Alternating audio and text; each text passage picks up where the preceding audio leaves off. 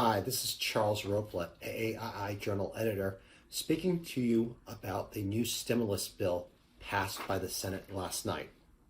It's dubbed the CARES Act, and the bill has a lot of provisions both for individuals and for businesses. I'm going to focus on a few key aspects of the bill that will apply to many of you watching this. The first thing is the much talked about rebates. Been on the news a lot. Taxpayers will get a rebate of $1,200 per individual, $2,400 per joint filing married couple. Plus, there's an additional $500 for each qualifying child. Now, you will need federal identification to have this rebate, meaning if you're an adult, that mostly means having a social security number. It also means the same if you're a child. There are some other nuances, such as if your child's recently been adopted. If you have concerns about what actually counts as a federal identification for the purposes of gaining the rebate, I encourage you to look at the actual bill. We will have a link to it in the comments attached to this article. Now, these rebates are phased out based on wealth levels. To receive the full $1,200 or $2,400, the phase-outs are $150,000 for joint filers, meaning married couples filing joint returns, $112,500 for heads of households, and $75,000 for taxpayers. These are based on your adjusted gross income. If you've already filed your 2019 taxes, they will be based on your 2019 AGI. If you haven't filed yet and the deadlines for filing have been extended, it will be based on your 2018 adjusted gross income, your AGI. Now, depending on your wealth level, you may not receive the full amount, you may not receive anything at all. They are phased out at $5 for every $100 over those limits. So once married couples filing joint returns have AGI above $198,000, they will not receive any of the rebates. Heads of households with $136,500 will not receive any of the rebates. Our single filers with AGI of $99,000 or more will not receive the rebates.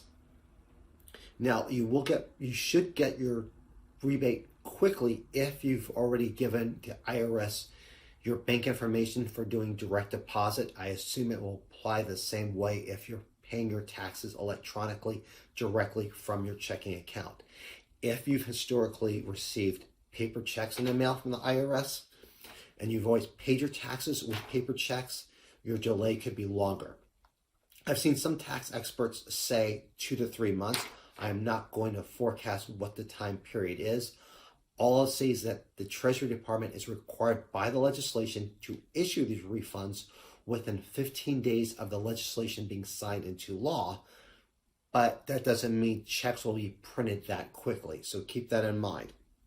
Now, there's two other aspects that aren't receiving as much attention, but might be of big interest to many of you.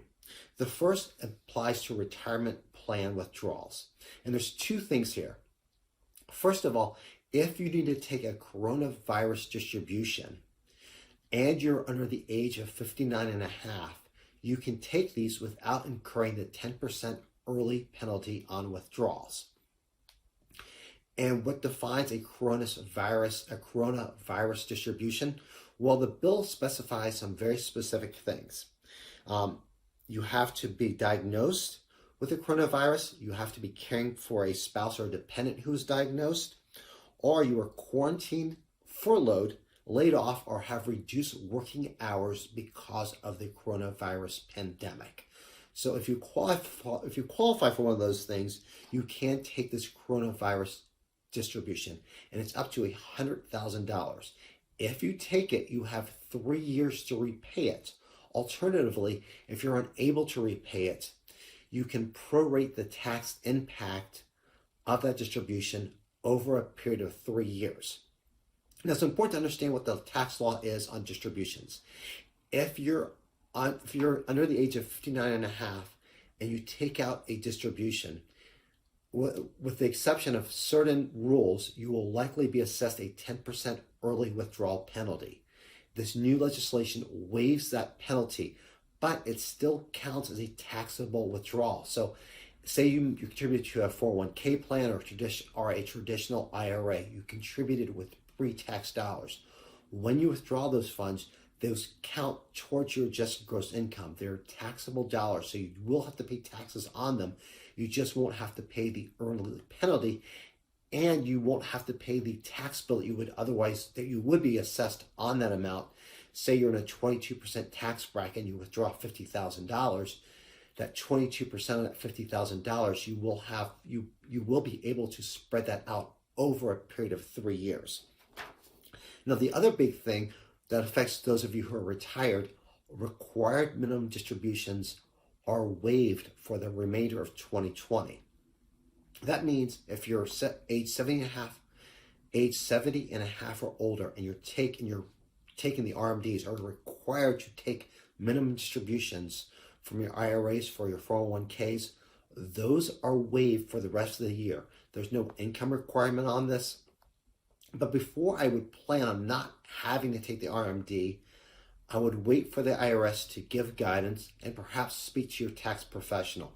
This clause is included in a Senate bill. I want to emphasize that I'm recording this before the House has taken up this bill and voted on it. Now, the bill was passed by a landslide in the Senate, so I do not expect any major changes by the House, but we're dealing with politicians and nothing's set in stone until the law signed in. But even still, I would still be cautious and wait for the IRS to give some guidance. Now, the third aspect of this bill I want to point out applies to charitable donations. And there's two parts to this.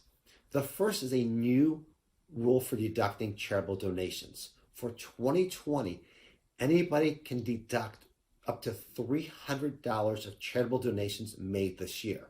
And this is big because traditionally, if you make a charitable donation, you can either itemize to claim it, or if you claim the standard deduction, you cannot deduct the charitable donation. With this new law, under the CARES Act, you can deduct up to $300 of charitable donations above the line, meaning that it comes off your taxes, and you can take that even if you take the standard deduction, which has been adjusted for inflation, but it's been approximately $12,000 for singles, $24,000 for joint married filers under the new Tax Cuts Act. It's a little bit higher this year because of inflation adjustments, but if you do not take the standard deduction, you can itemize. But if you do take it, you can still claim this $300 deduction off your taxes. Now, what if you itemize? Well, the rule has been that you can only deduct approximately 50%. You can only take deductions equal only up to about 50% of your adjusted gross income. Under a new law, that cap is waived. And it appears in the law that if your donations exceed your AGI, there might actually be a carry forward. I would look at the legislation carefully. I would speak to a tax professional. I would certainly wait for the IRS to actually give guidance before taking advantage of this. But this is a big break, particularly for people who do itemize, and also for people who tend to be at higher income levels and are also very generous with their charitable donations. And certainly, if you've been thinking about bundling your charitable donations so you could qualify for taking an itemized donation, meaning you have not made a charitable donation over the past 2 years because you're planning on making a larger single donation, this may change your charitable giving as well. So you have those two things with the charitable donations. Now, I do want to point out this is all based on the text that's in the Senate bill. In the commentary along with this video, we'll include a link to the bill. We're still waiting on the House to vote, and we're still waiting on the IRS to actually give guidance. So keep that in mind. But these are some of the highlights of the bill that will apply to a broad range of you who are watching this video. With AAII, I'm Charles Roepblad. Thank you.